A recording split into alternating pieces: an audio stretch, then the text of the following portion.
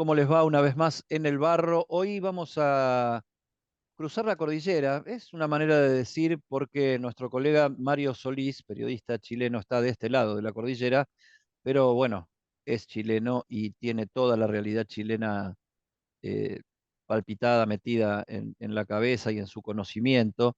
Chile está insistiendo en un proceso de reforma constitucional tan intenso, contradictorio y a veces conflictivo como apasionante, y la verdad que creo que nos puede llegar a dejar un saldo para una eventual, modernización de las reglas de juego en la propia Argentina, pero bueno, tal vez sea esto demasiado aventurado.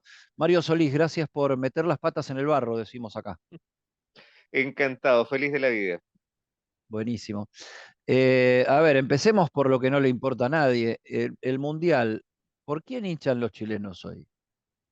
Mira, aunque muchos colegas argentinos no me creen, el chileno por lo menos es hincha de Argentina en este momento, porque claramente Sí. no llegamos a Qatar, no teníamos ninguna posibilidad, no se pudo, pese a los intentos, por tratar de sacar a Ecuador en medio.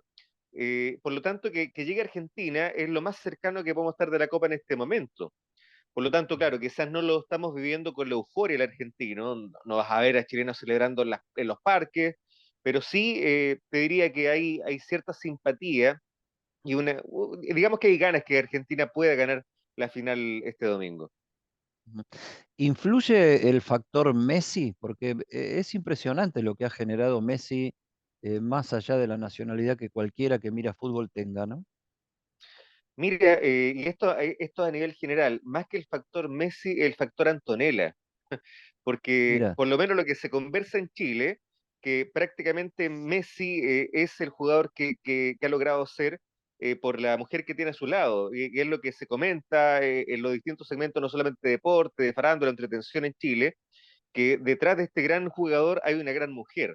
Entonces yo creo que mira va por vos. ahí quizás también la empatía femenina y la sororidad con esta gran y destacada figura mundialera. No me esperaba ni ahí esta descripción de la realidad en cuanto a Messi. ¿Y cuánto tendrá que ver? En el fondo, algo Marcelo Bielsa dejó, ¿no? En los Marcelo chilenos. Bielsa es una figura muy querida en Chile, una figura, bueno, nosotros con mucho cariño logramos entenderlo, logró cautivar simpatías, nos sorprendió su coherencia. Yo creo que uno de los pasajes inolvidables es cuando es citado al Palacio de la Moneda y no le da la mano al presidente Sebastián Piñera porque él insistía que no quería, en realidad no quería hacerlo y no lo hizo. Entonces es un loco coherente y nos agradó bastante que sea una persona que cumple lo que dice, porque es muy frecuente que, sobre todo en el deporte o incluso en la política, escribimos algo con la mano y lo borramos con el codo.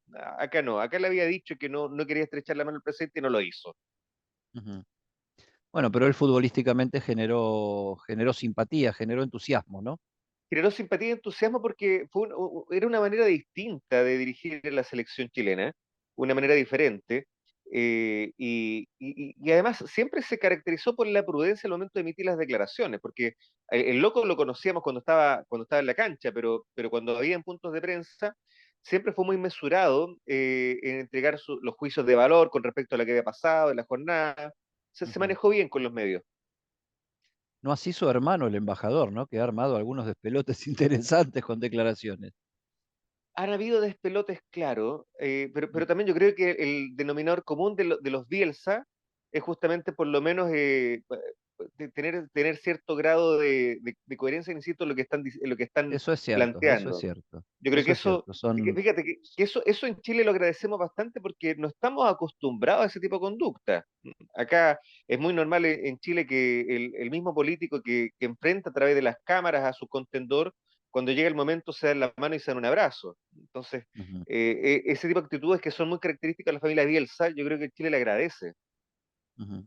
Sí, yo a Rafael no hacía Marcelo, lo conozco bastante bien, incluso laboralmente, porque he sido su editor, digamos, cuando él tuvo un paso como columnista por el diario Perfil acá en Buenos Aires, y yo era secretario de redacción ahí y editaba sus columnas, las publicaba sus columnas, y ahí trabamos una relación de bastante conocimiento y de muchas conversaciones, y es así, es cierto, o sea, los Bielsa un poco, todos llevan desde su abuelo el mote de loco porque, no por estar locos, sino porque dicen lo que piensan sin mirar la circunstancia. Un poco ese es el talante de ellos. Vayamos a lo que, al centro de la cuestión y que a mí particularmente me interesa, creo que más que al promedio de los argentinos, porque yo creo que los procesos sociales y políticos, si bien son intransferibles de un país a otro, me parece que hay cuestiones que son tendenciales, que son de época y que son eh, a ver, no de fácil contagio, pero sí de necesaria a ver, búsqueda de mirarlos y aprender cosas. Chile está insistiendo en este proceso de reforma constitucional que surgió de grandes movilizaciones que se descomprimieron en la base de esta promesa, quedó ese mandato, reformar la Constitución. Eh, un proceso muy complejo, ¿no, Mario? Muy, muy complejo, contradictorio, con muchas idas y vueltas. Claro, y este proceso se ha vuelto complejo, perdón, se ha vuelto complejo porque de partida no era una reforma lo que habían pedido los chilenos. Los chilenos y lo que se firmó en noviembre del 2019 era el compromiso de hacer una nueva Una constitución, nueva. una nueva, era a partir de una hoja en blanco. Eso es lo que se hizo en la convención constitucional que hubo durante el año 2021. Lamentablemente, eh, eran tantas voces, estamos hablando de 154 constituyentes, 154 visiones diferentes de lo que era Chile, y se llegó a redactar párrafos que honestamente al chileno le daban lo mismo, que no les interesaba. Nos preocupamos mucho, por ejemplo, de hablar del Estado plurinacional y nos dimos cuenta que ni siquiera a los pueblos originarios les interesaba porque ganó el rechazo y no he visto ningún mapuche protestando, ningún pascuense protestando porque se rechazó esta constitución. Se entramparon en discusiones que no tenían sentido como cambiar el himno nacional, que no era una prioridad para los chilenos. Entonces, a eso tenemos que sumar la gran cantidad de fake news que surgieron. A mí me tocó ver a mujeres que votaron rechazo pensando que si ganaba la prueba les iban a quitar la casa, cosa que era falso, en ninguna parte del texto estaba contemplado. Entonces, eso nos llevó a un triunfo rotundo del rechazo. Previo a esto, Gabriel Boric había señalado que si ganaba el rechazo, el proceso constituyente seguía. Y ahora, lo que se firmó esta semana en este acuerdo constitucional, este acuerdo de la mesa de trabajo, ahora ya no va a ser una nueva constitución, va a ser efectivamente una reforma, porque este acuerdo establece límites, establece directrices o una suerte de línea editorial que habla de qué es lo que se tiene que discutir. Por ejemplo, es intocable el hecho que Chile va a seguir siendo una república democrática. Recordemos Ujú. que acá en el texto constitucional se hacían cambios a la figura de la institución política. Se dice en esta carta de navegación que hizo el Congreso que va a ser no se puede cambiar el himno nacional, que es intocable, así como la bandera. Entonces, por lo mismo, el trabajo va a ser bastante más breve de lo que tuvimos el año pasado. Ahora en un plazo entre 3 a No, por máximo otra 6 parte, y en meses de lista relación, redactada. perdón, en relación a otra cosa que decías, se habla de la inviolabilidad del derecho a la propiedad ampliamente concebido, o sea, hay distintos principios de los que generaron más polémicas y hasta fake news, como vos decías, que están explícitamente marcados que eso va a estar expresado en el nuevo texto. Claro, a ver, se establece en esta línea de trabajo, pero de verdad considero que no sé si era necesario, porque en el texto anterior se hablaba del derecho a la vivienda, y entiéndase que la idea era replicar un poco el modelo de Inglaterra, que la persona que no tenía una casa, que no tenía un techo, el Estado le tenía que proporcionar en comodato un lugar donde vivir. Pero mucha gente interpretó este derecho a la vivienda como que supuestamente le iban a expropiar a los que tenían más. Y eso nunca estuvo contemplado. Eso nunca. Ujú. Sí estaba contemplado que si, por ejemplo, una persona tenía 3 casas desocupadas, el Estado se las podía alquilar, pero no estaba contemplado que se las quitaran. Entonces, eso fue lo que alimentó justamente las especulaciones y por eso se pone este capítulo dentro de la Carta de Navegación diciendo que no, que acá el derecho a la propiedad no se va a perder. Ujú. Bien. Esto es un proceso de todo un año, ¿no? Empieza en enero hasta noviembre, tengo entendido. Claro, pero es un año entre comillas, porque en enero parte la campaña, a ver, se va a hacer con un diseño distinto la redacción. Anteriormente eran 154 convencionales constituyentes, ahora van a ser 50 elegidos por la vía democrática. Estamos hablando que son 50 figuras y se va a utilizar una fórmula muy parecida como se elige al Senado en Chile, que ya cuenta con desventajas. Por ejemplo, va a tener siempre más oportunidades un candidato que postule respaldado por un partido político, a diferencia de la ocasión anterior en la cual un candidato independiente podía llegar fácilmente a ser un constituyente. Ahora no. El Ujú, candidato independiente va a necesitar una votación muy poderosa para que pueda llegar a ser electo. Además, si yo como candidato de un partido tengo una votación, demos un ejemplo, de 100.000 votos, una cantidad asombrosa, yo puedo arrastrar a un compañero de lista. Es decir, si yo tengo 100.000 votos y hay un compañero de lista que tuvo 50 votos, que ha pasado con senadores en Chile, puede que salgamos ambos electos. Entonces ya va ujú, estableciendo diferencias. A esto tenemos que sumarle un comité de expertos. El comité de expertos que va a ser designado por la Cámara de Diputados y por el Senado va a tener el derecho a veto, es decir, alguna norma redactada por este Consejo Constituyente, el comité de expertos podría eliminarlo, podría ujú, borrarlo del texto. Y aparte de eso, hay un comité jurídico que se va a encargar de fiscalizar que lo que venga del Consejo Constituyente y el comité de expertos esté apegado a derecho. Entonces ujú. hay una gran cantidad de filtros que en el fondo, ¿qué es lo que va a provocar? Y por eso ya hay manifestaciones de rechazo en distintos partidos. Va a provocar que en el fondo, si el comité jurídico así lo necesita o así lo requiere, lo más probable es que se conserve gran parte de la Carta Magna del año 80, la constitución anterior, de la de Pinochet. Claro, depende quiénes sean los que velan por esa seguridad jurídica, de qué seguridad jurídica van a estar hablando.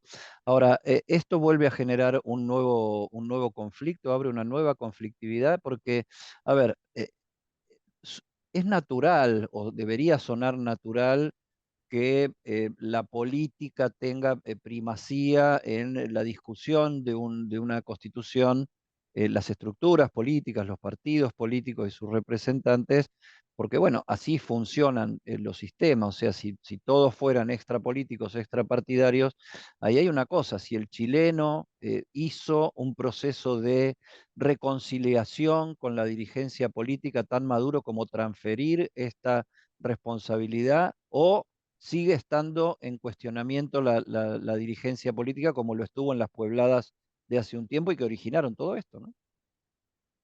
Bueno, en realidad el desencanto con la clase política en Chile se mantiene. Ujú, Ahora, esta lamentablemente era la única forma, porque ya estaba establecido que si se rechazaba el primer texto era el Congreso el que tenía que decidir cómo se seguía adelante. claro. Al Congreso también le involucró problemas y finalmente el gobierno de Gabriel Boric intentó quedar bien con todos y quedó mal con todos, lamentablemente, porque la izquierda tuvo que ceder en instalar un comité de expertos, que era lo que pedía la derecha, y la derecha tuvo que ceder a la izquierda en que hayan consejeros constituyentes elegidos por la vía democrática. Ujú, Entonces, en ambos sectores hay voces disonantes, en ambos sectores hay voces que no están de acuerdo en cómo se están haciendo las cosas. La ujú, derecha establecía que era el mismo Congreso el que tenía que decidir el futuro del texto. La izquierda no quería eso. Entonces, lamentablemente, no había cómo dejarlos claro. contentos a todos.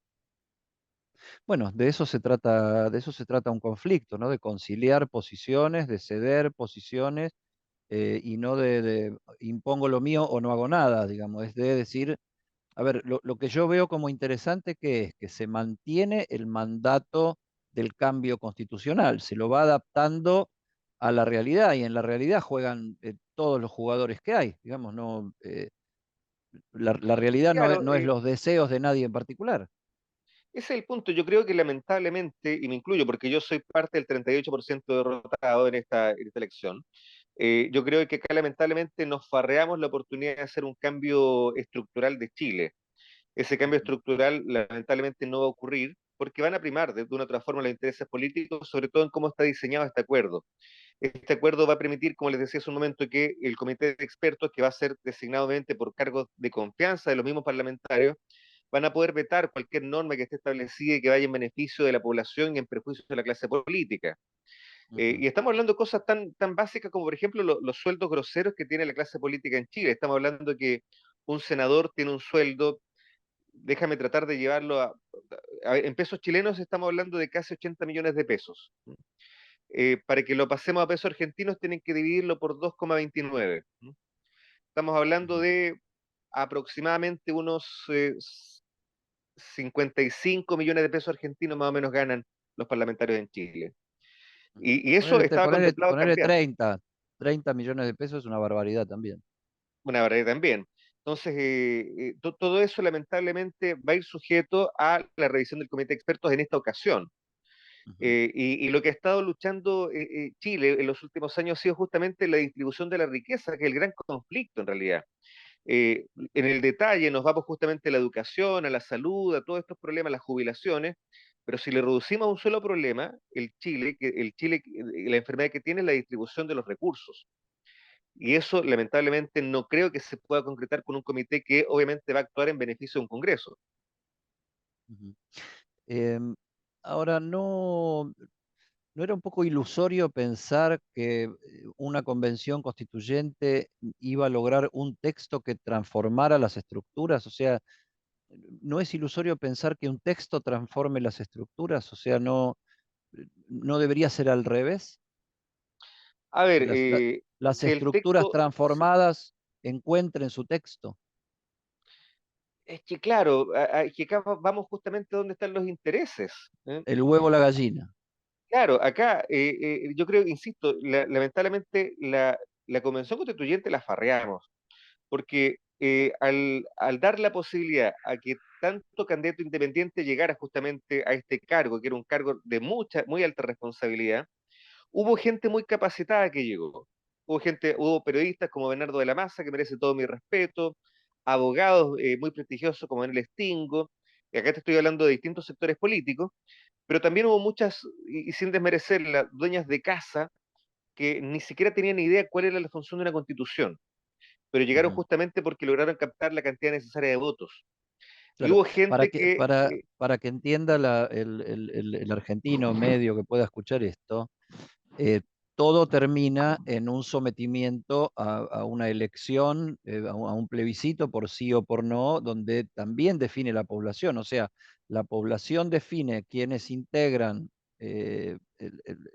el grupo que va a redactar la Constitución. Ahora se suma que el Congreso designa a este comité de expertos con derecho a veto.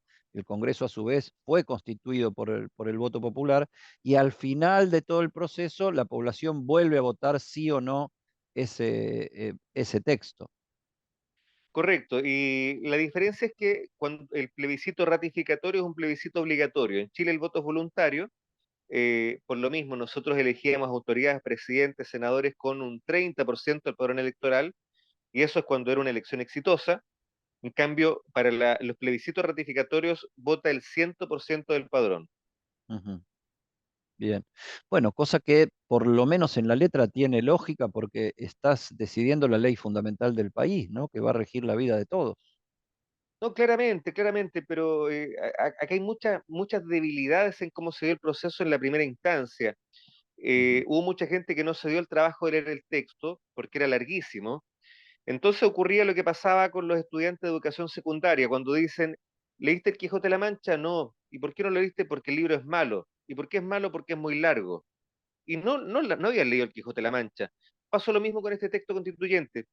Me pasó con jóvenes, les preguntaba, ¿cómo encuentra el texto malo? ¿Lo leíste? No. ¿Y por qué sabes que es malo? Porque me contaron. ujú. Entonces, eso pasó. El temor y el riesgo que vuelva a pasar en una segunda ocasión. Y lamentablemente no se acompañó de una campaña efectiva de difusión del texto a través de los medios de comunicación chilenos. Ahí también fue otra debilidad parte del gobierno. Estando el presupuesto para hacerlo, no se hizo. Claro. Sí, a mí vos sabés que mirá cómo es el punto de vista y desde dónde uno observa la realidad. Vos estás involucrado, metido en el tema, te considerás parte hasta decir soy parte del 38% de los derrotados. En muchas de las cosas que decís cómo van a ser ahora, decís lamentablemente, y yo de este lado lo veo con cierta fascinación porque estoy viendo un montón de contradicciones que tratan de plasmarse en la búsqueda de una construcción colectiva pero sin la posibilidad de que una dictadura venga y resuelva la conversación. Y en base a lo que toda esa realidad, incluida la dictadura que estuvo hasta los 80, determinó. Entonces, ¿cómo combinar todo eso en un consenso democrático eh, que la verdad sería por primera vez, ¿no? Pero un consenso democrático en base a la sociedad real. Eso es lo que veo yo. Claro, sí, es que estoy de acuerdo, yo entiendo esa parte. Lo que pasa es que por la experiencia, por ejemplo, de los 50 constituyentes que se van a elegir por la vía democrática, van a primar justamente los partidos políticos, que es contra lo que ha protestado el chileno. Ujú, Es por eso que nosotros hablábamos que no eran 30 pesos, eran 30 años, porque hicimos la transición de la dictadura a la democracia y nos encontramos con una izquierda que era de cartón, una izquierda que hacía los mejores negocios con el mundo privado, un gobierno socialista de Ricardo Lagos Escobar, que se dice socialista, pero privatizó todas las carreteras, y tú hoy día para trasladarte de Concepción a Talcahuano pagas un peaje de $12, con un gobierno socialista que entregó el agua a los capitales españoles. Entonces nos dimos cuenta que la izquierda de Chile no era lo que decía ser. Es por eso que se hablaba de estos 30 años de injusticia, porque principios que los chilenos esperaban encontrarse en el regreso a la democracia no llegaron. ujú. Y cómo ves vos esa dicotomía ahora, en el momento actual? Porque también hubo cambios. Una cosa era el Chile que votó la constituyente, otra cosa el Chile que votó las autoridades parlamentarias, el Chile que votó en segunda vuelta, el Chile que votó el plebiscito. O sea, fue habiendo como rectificaciones que desde afuera la vimos como, a ver, esto es conflictivo de verdad. ¿Cómo está esa dinámica de la izquierda y la derecha según tu visión en Chile hoy? Claro, a ver, nos encontramos con un Gabriel Boric que y es una discusión que siempre tengo con Eduardo Feynman, que él me dice, no, el chavista, el comunista de partida. Boric nunca ha sido ni comunista ni chavista. Ujú, Es más, yo no lo califico como una figura 100% representativa de la izquierda chilena. Por muchos años Gabriel Boric lo tildaban en Chile de amarillo, que qué quería decir, que no le daba susto teñirse de un color en específico, como que no se comprometía con ningún sector y trataba de tener buen diálogo con todos. Entonces nos encontramos que Gabriel Boric sale electo porque era el mal menor de lo que la sociedad pensaba en ese momento. No porque ujú, representara específicamente a un sector, no porque tuviese la camiseta teñida de algún color en específico. ujú, Entonces, la verdadera nueva izquierda, que son estos partidos pequeños, que son el Frente Amplio, Convergencia Social se llama uno, Comunes se llama otro, tienen una participación muy pequeña en el Congreso. Por lo tanto, no tienen la capacidad ni la fuerza para poder impulsar una norma. ¿Mm? Y esto, ujú, lamentablemente, de un otro modo se va a traspasar a este proceso constituyente. Entonces, ¿qué ocurre? Las protestas del 2019 hablaban de los últimos 30 años y los que van a decir el texto son los mismos de los últimos 30 años. Es por eso que digo lamentablemente, porque el cambio de fondo que la sociedad chilena esperaba cuando se hace este acuerdo por la paz, yo no sé si va a ser tan de fondo como se quería. ujú. Hay gente que me dice desde allá, desde tu país, que el conflicto chileno actual tiene un gran componente generacional. No sé si vos compartís esto. eh, Totalmente, y, y sí. al- y a la vez me hago yo este comentario. El problema de los conflictos generacionales es que lo que le falta a las nuevas generaciones es la experiencia. Entonces, por eso digo que tal vez sea el momento de las nuevas generaciones, es decir, el momento de que las nuevas generaciones hagan la experiencia y sean protagonistas de la experiencia. ¿Cómo lo ves vos? Mira, justamente anoche conversaba esto con Hugo Machiavelli y le contaba, efectivamente, los jóvenes son los que están provocando los cambios porque sentían que era necesario. ¿Cuál es el problema? Que una figura política requiere de experiencia y la experiencia lamentablemente te la dan los años. Es por eso que los presidentes normalmente, salvo el caso de Boric, tienen cuántos, 60, 70 años, los presidentes de Latinoamérica sobre todo, porque ya requieren haber tenido cierto bagaje y requieren de tiempo para haber cometido todos los errores que necesitaban para poder crecer políticamente. En cambio, nos encontramos con gente joven, el mismo Gabriel Boric, y un día pide disculpas por una declaración desafortunada y dice, bueno, son cosas del pasado, pero presidente, esto fue hace 5 meses. Claro, porque es joven, no tiene mucha historia. El Claro, hombre venía de ser diputado. Entonces, claro, cualquier error es muy cercano y eso les pasa la claro. cuenta, queramos o no. Ujú. Ese muy, muy interesante lo que planteas, porque, a ver, por otro lado, parece que lo que yo estoy diciendo es un endiosamiento de la experiencia, y la verdad que los que tienen experiencia no nos llevaron a buen puerto hasta ahora, entonces lo digo por la realidad argentina, o sea que la experiencia tampoco es Tampoco es garantía, aval. no, tampoco es el aval ni es garantía de nada. Mm. Eh, pero digo, el poder es un ejercicio de experiencia. Yo creo que la experiencia no la dan los años. En los años lo que va pasando es que se trabaja, se conoce, se entiende qué es lo que se está manejando, se contrastan las ideas abstractas con las realidades concretas, ves las conflictividades que tenés, en las cuales tenés que mediar en la realidad y desde la responsabilidad de darles una solución. A ese tipo de experiencia digo que obviamente todo eso después se traduce en años, pero básicamente es trabajo. Mira, a ver, yo me considero un tipo joven, tengo 43 años recién, Y pero lo soy, yo tengo 59, lamentablemente, así que claro, pero lamentablemente perjudicó mucho esta juventud a este actual gobierno. Y esta información la sé porque tuve contacto con gente del Palacio de la Moneda en un momento. El gobierno de Boric, por ejemplo, pensó que los trabajadores del Palacio de la Moneda tenían que ser los famosos millennials. Estamos hablando de los jóvenes de 20, 25, 30 años, pero se encontraron que los millennials no les interesaba ser parte del gobierno. Entonces muchos dejaron literalmente el trabajo botado a 3 o 4 días de haber empezado, apagaron los teléfonos celulares con una irresponsabilidad tremenda y se dedicaron a viajar. Y otros que los traicionaba el entusiasmo de la juventud, enviaban un comunicado de prensa a los medios de comunicación sin que pasara por la central de comunicaciones de la moneda. Entonces, toda esta juventud, y lamentablemente le faltó ese gran componente que es la experiencia, que quizás no requiere tantos años, pero sí es necesaria. claro. Sí, no ser impulsivo, no ser atolondrado y tener noción de qué es lo que se está manejando y que cada acto va a tener una consecuencia, ¿no? Cosa Efectivamente, que ya ser oposición y ser oficialismo no son la misma cosa. no son la misma cosa para eh, nada. claro, y tener que manejar el asunto. ¿Sos optimista o te reservás, puede llegar a fracasar esto también como modelo?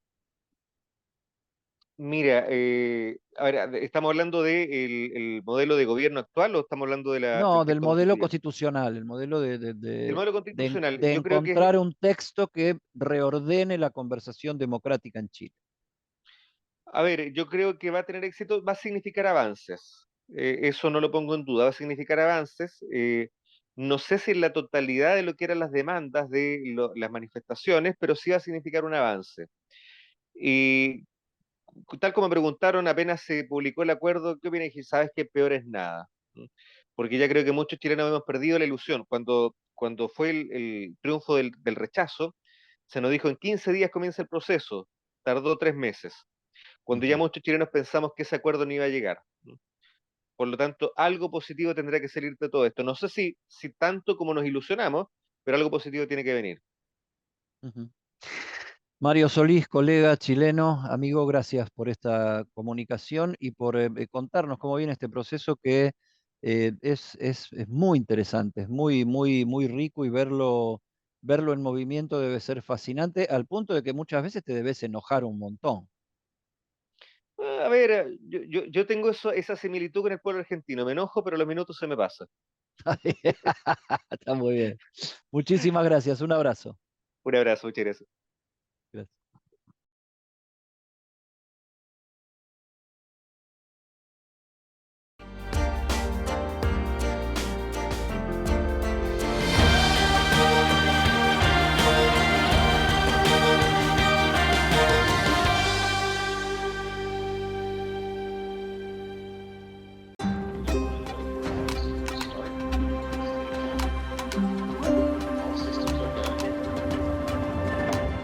Aquí los colores tienen vida. Jujuy, un destino de película.